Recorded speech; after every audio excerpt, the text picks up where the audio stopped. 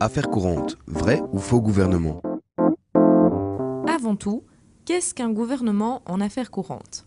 C'est un gouvernement qui a été amené à présenter sa démission au roi suite à la convocation d'élections ou à une crise politique.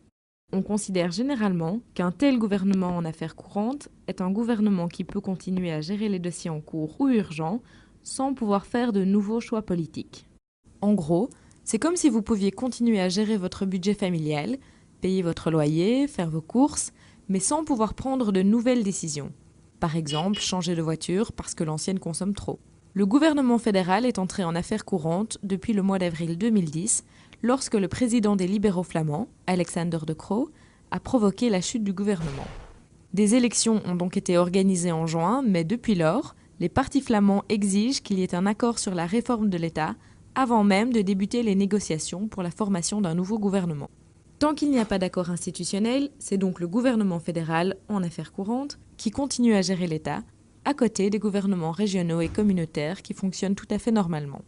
Notre pays est donc géré sérieusement, les pensions et les allocations continuent à être versées, les soins de santé continuent à être remboursés, etc.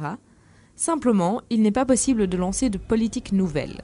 Or, pour le PS, ces politiques nouvelles sont indispensables pour faire face aux défis gigantesques auxquels notre pays est confronté. Réduire la dette, relancer l'économie, réformer notre système de pension.